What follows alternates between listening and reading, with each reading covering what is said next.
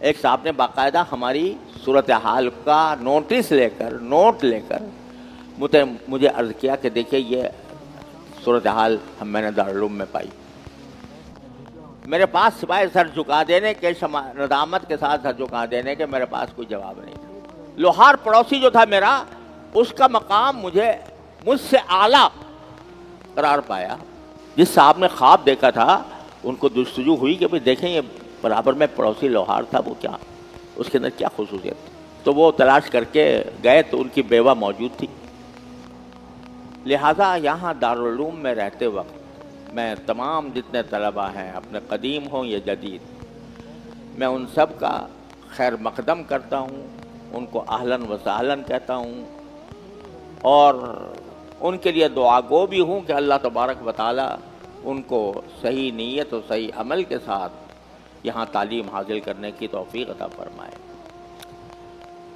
لیکن اس کا دار و مدار اس بات پر ہے کہ آپ یہاں پر رہتے ہوئے کیسا رویہ اختیار کرتے ہیں. آپ ایک طرف تو کہہ رہے ہیں کہ میں اللہ کو راضی کرنے کے لیے یہ علم حاصل کر رہا ہوں، اور دوسری طرف آپ کا رویہ یہ ہے کہ مسجد میں جماعت کی پابندی آپ نہیں کرتے. مجھ سے ابھی کل ایک صاحب یہ کہہ رہے تھے، کل غیر ملک میں یہ کہہ رہے تھے کہ میں نے ایک مرتبہ آپ کے ہاں دارالعلوم کی مسجد میں عصر کی نماز پڑھی اور دیکھا کہ آدھی صفیں تو وہ تھیں جو تکبیر اولیٰ کے ساتھ پڑھ رہی تھیں، اور آدھی وہ تھیں جو کہ تکبیر اولیٰ میں شریک نہیں ہوئیں، مسبوق تھیں آدھی. اور پھر میں نے غور کیا تو پتہ لگا کہ 20% مسبوق تھے، اور باقی جو تھے وہ بعد میں آ کے شامل ہو گئے تھے، تکبیر اولیٰ میں شریک نہیں تھا. ایک صاحب نے باقاعدہ ہماری اس صورتحال کا نوٹ لے کر مجھے عرض کیا کہ دیکھیے یہ صورتحال میں نے دارالعلوم میں پائی. میرے پاس سوائے سر جھکا دینے کے، ندامت کے ساتھ سر جھکا دینے کے، میرے پاس کوئی جواب نہیں تھا. کیا ایک طرف آپ یہ کہو کہ ہم دین کے طالب علم ہیں اور ہم اللہ تبارک و تعالیٰ کی رضا کی خاطر یہاں پر پڑھنے آئے ہیں، اور پڑھنا ہی مقصود نہیں ہے، تربیت بھی مقصود ہے، اور دوسری طرف تمہارا حال یہ ہے کہ اذان ہو گئی ہے، جماعت کھڑی ہو گئی ہے، تکبیر اولیٰ ہو چکی ہے، اور آپ ٹہلتے ہوئے آ رہے ہیں، اس طرح ٹہلتے ہوئے آ رہے ہیں کہ مسبوق بن رہے ہیں. تو کیا یہ آپ کا عمل لاپرواہی کا، غفلت کا، یہ عمل آپ کی نیت کی تصدیق کر رہا ہے یا تکذیب کر رہا ہے؟ جو نیت کی تھی کہ ہم اللہ کے لیے پڑھنے جا رہے ہیں، اللہ کے لیے پڑھنے جا رہے ہیں، تو اللہ تبارک و تعالیٰ کی دین کے اوپر عملی تربیت بھی ہمیں حاصل کرنی ہے، اور اس دین کی ہم یہ حدیث بھی پڑھیں گے جس میں رسول کریم صلی اللہ علیہ وسلم نے یہ فرمایا کہ اگر مجھے کبھی کبھی دل میں خیال آتا ہے کہ میں کسی امام کو نماز پڑھانے کے لیے کھڑا کر دوں، اور بعد میں پھر میں باہر جا کر دیکھوں جو لوگ نماز میں نہیں آتے ان کے گھروں کو آگ لگا دوں. یہ بھی پڑھو گے حدیث کے اندر. یہ سب پڑھنے کے بعد اگر صورتحال یہ ہے کہ نمازوں میں جماعت کی پابندی کا اہتمام نہیں ہے، تو بھائی یہ کیسا طالب علم ہے؟ یہ اپنی جو نیت کر رہا تھا اللہ کو راضی کرنے کی، اس نیت کے مطابق چل رہا ہے یا اس کے خلاف کر رہا ہے؟ تمہارا عمل جھٹلا رہا ہے اس بات کو کہ تمہاری نیت اللہ تعالیٰ کو راضی کرنے کی تھی. یہ تو میں نے ایک مثال دی، ورنہ کتنی بار اتباع سنت جو اصل مقصود ہے، جو ساری ہماری تعلیم کا، تعلم کا اور سارے نظام کا جو اصل مقصود ہے وہ ہے اتباع سنت. اتباع سنت کے اوپر اپنے آپ کا جائزہ لے کے دیکھو کہ کیا باقی تم اتباع سنت کر رہے ہو. سنت صرف نمازوں میں ہی نہیں، وضو میں بھی وضو کیا تم اس طرح کر رہے ہو جیسے رسول کریم صلی اللہ علیہ وسلم نے سکھایا ہے؟ اس میں اسراف کر رہے ہو کہ نہیں کر رہے ہو؟ اور کھانا کھا رہے ہو تو کھانا اس طریقے سے کھا رہے ہو جس طرح رسول کریم صلی اللہ علیہ وسلم نے کھایا تھا؟ کیا دعائیں تمہیں مستحضر ہیں چلنے پھرنے کے وقت کہ جب گھر سے نکلو تو یہ پڑھو اور بیت الخلاء میں جاؤ تو اس سے پہلے یہ پڑھو اور نکلو تو یہ پڑھو اور مسجد میں جاؤ تو یہ پڑھو، مسجد سے نکلو تو یہ پڑھو؟ یہ دعائیں تمہیں یاد ہیں؟ اس کا استحضار ہے؟ اگر نہیں ہے تو پھر جھوٹی ہے تمہاری نیت کہ تم جو یہ نیت رکھو کہ میں یہ کام اللہ کی رضا کے لیے کر رہا ہوں۔ تو یہاں صرف کتاب نہیں پڑھنی، کتاب تو پڑھنی ہے اور پڑھ کر اس کو سمجھنا ہے، اس کو حلق سے اتارنا ہے، دل میں اتارنا ہے، لیکن صرف کتاب مقصود نہیں ہے، کتاب پر عمل مقصود ہے۔ اس عمل کے لیے آپ کو ہر وقت تیار رہنا ضروری ہے۔ یہ بات اکثر و بیشتر ہمارے ہاں بہت بڑی کوتاہی ہے، بہت بڑی کمی ہے کہ ہم کتاب تو پڑھ رہے ہیں لیکن ہمارا عمل اور ہمارے شب و روز کا نظام وہ کسی اور طرف جا رہا ہے۔ اتباع سنت کا معاملہ جو ہے وہ خطرے میں پڑا ہوا ہے۔ اب بتاؤ، مجھ سے اگر ایک آدمی، عام آدمی مجھ کو یہ کہتا ہے کہ بھائی ہم دارالعلوم میں گئے تھے، دارالعلوم کی نماز جماعت میں شامل ہوئے تھے، اس میں یہ صورتحال نظر آئی، میں کیا کروں سوائے اس کے کہ شرم کے سمندر میں ڈوب جاؤں؟ میں کیا کر سکتا ہوں؟ تو میرے بھائیوں، آپ کا 1000 مرتبہ خیر مقدم، لیکن اس بات کا عزم لے کر بیٹھو کہ ہم صرف کتاب نہیں پڑھیں گے، کتاب پڑھنے کے ساتھ ساتھ دین سیکھیں گے، دین کے اخلاق سیکھیں گے، دین کے آداب سیکھیں گے، اتباع سنت کے طریقے سیکھیں گے، اور صرف سیکھیں گے نہیں، ہم اس پر عمل کرنا سیکھیں گے۔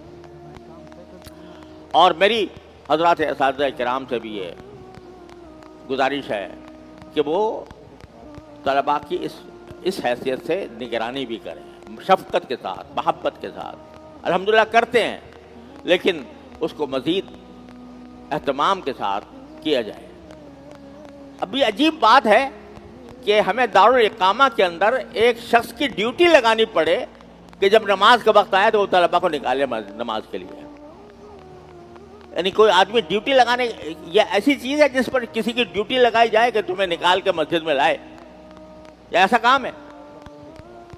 ڈیوٹی تو تمہارا دل ہونا چاہیے، خود وہ ڈیوٹی انجام دے رہا ہو کہ اذان ہونے کے بعد میرا کوئی وجود سوائے مسجد کے کہیں اور نہیں ہونا۔ حضرت عبداللہ بن مبارک رحمۃ اللہ علیہ، آپ سب جانتے ہیں، اتنے بڑے جلیل القدر محدث، فقیہ، مجتہد، وہ رات کو تہجد میں کھڑے رہتے تھے چھت کے اوپر، گرمی کا زمانہ، تو چھت کے اوپر کھڑے ہو کر تہجد کی نماز پڑھا کرتے تھے۔ قریب میں ایک لوہار رہتا تھا،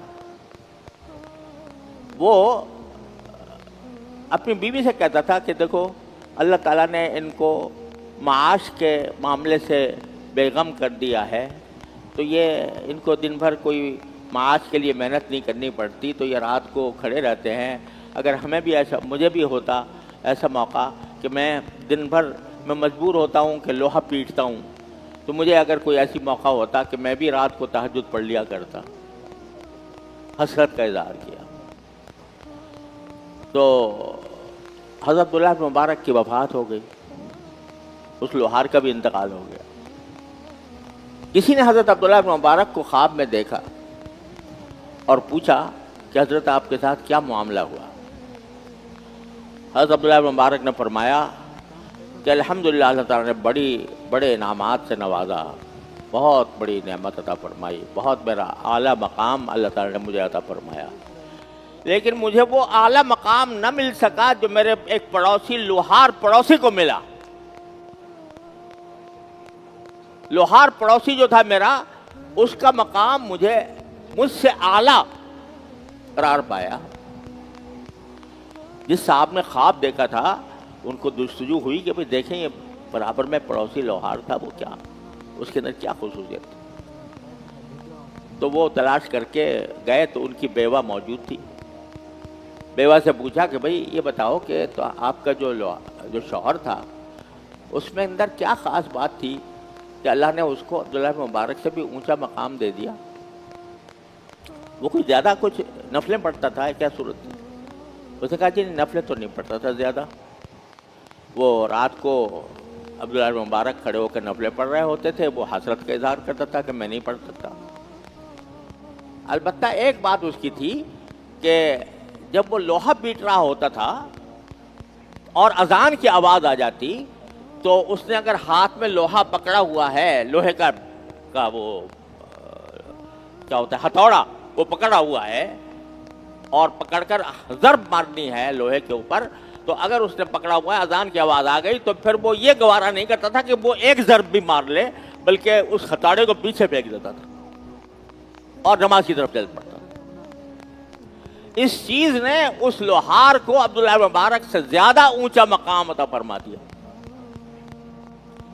تو میرے بھائیوں، میرے عزیزوں، یہ ہم سب کے لیے ایک بہت بڑا سبق ہے اور بڑا شرم کا اور افسوس کا مقام ہے کہ ہمارے باہر سے آنے والا عامی آدمی وہ یہ کہے کہ تمہاری مسجد جو ہے وہ اس میں 20% مسبوق تھے اور تکبیر اولیٰ انہوں نے چھوڑی ہوئی تھی. تو کم از کم اس کا اہتمام کرو، جماعت کا اہتمام. اور ساتھ ساتھ جب آپ آپس میں رہتے ہو تو یہ آپس میں رہنے کا ایک مقصد یہ بھی ہے کہ اللہ تعالیٰ نے معاشرت کے جو آداب بتائے ہیں، سرکار دو عالم صلی اللہ علیہ وسلم نے سکھائے ہیں، من سلم المسلمون من لسانه ویدیہ، احب لاخیک ما تحب لنفسک، بکرہ لاخیک ما تکرہ لنفسک. یہ سارے احکام اسی کے دوسروں کے ساتھ وہ معاملہ کرو جو اپنے ساتھ تم پسند کرتے ہو، وہ باتیں بری سمجھو جو اپنے سے بری سمجھتے ہو. آپس میں معاشرت کے اندر بھائی چارے کا، ایک دوسرے کے اوپر ایثار کا، ایک دوسرے کے ساتھ تعاون کا، ایک دوسرے کا خیال رکھنے کا معاملہ جو ہمارے نبی کریم صلی اللہ علیہ وسلم نے اپنی سنت کے ذریعے سکھایا، اپنے صحابہ کرام کی تربیت فرمائی، اس کا ایک نمونہ ہونا چاہیے ہمارا معاشرہ، اس کے اخلاق کا بھی، آداب کا بھی اور معاشرت کا بھی. تو اس کا آج گزارش کا حاصل یہ ہے، اب نماز کا وقت ہو رہا ہے، کہ اس نیت کے ساتھ بیٹھیے پڑھنے کے لیے، پڑھنے کا بھی اہتمام پورا ہو، مطالعے کا، تکرار کا اور سبق کو صحیح سمجھنے کا. اگر سمجھ میں نہ آئے استاد سے پوچھو، بار بار پوچھو، اور بغیر سمجھے آگے نہ بڑھو. اور دوسرا، اپنے عملی زندگی میں ان سنتوں کا اتباع کرو اور اس کے لیے دعا بھی کیا کرو، یا اللہ میں یہ کرنا چاہتا ہوں، یا اللہ مجھے اس کی توفیق عطا. آج سب لوگ طالب علم یا استاد 2 رکعت نماز حاجت پڑھیں اور نماز حاجت پڑھ کر اللہ تبارک و تعالیٰ سے دعا کریں کہ یا اللہ ہم یہ تعلیمی سال شروع کر رہے ہیں، اس کو اپنے رضا کے مطابق، آپ کے نبی کریم صلی اللہ علیہ وسلم کے سنت کے مطابق ہمیں یہ سال گزارنے کی توفیق عطا فرمائیے. اور بھائی دیکھو، یا ایھا الذین آمنوا اذکروا اللہ ذکرا کثیرا وسبحوہ بکرۃ واصیلا. یہ ہم نہیں کریں گے تو کون کرے گا؟ چلتے پھرتے، اٹھتے بیٹھتے، سبق میں جا رہے ہو اور زبان پر ذکر ہو، ٹھٹے مذاق ہونے کے بجائے زبان پر ذکر ہو، سبحان اللہ والحمدللہ ولا الہ الا اللہ واللہ اکبر. دعا مانگتے ہوئے جاؤ، یا اللہ سبق پڑھنے جا رہا ہوں، اچھی طرح سمجھا دیجئے، دل میں اتار دیجئے، اس کا فائدہ مجھے پہنچا دیجئے. مانگتے ہوئے جاؤ اللہ تعالیٰ سے. تو ذکر کا بھی ساتھ ساتھ اہتمام کرو گے اور دعا کا اہتمام کرو گے تو انشاءاللہ اللہ تبارک و تعالیٰ برکتیں ہی برکتیں عطا فرمائیں گے. امید ہے کہ آپ حضرات کے ذہن میں کچھ یہ چند گزارشات آ گئی ہوں گی. اللہ تعالیٰ مجھے بھی، آپ کو بھی، سب کو اس پر عمل کرنے کی توفیق عطا فرمائے. وصلی اللہ تعالیٰ علی خیر خلقہ سیدنا مولانا محمد وعلی آلہ واصحابہ اجمعین.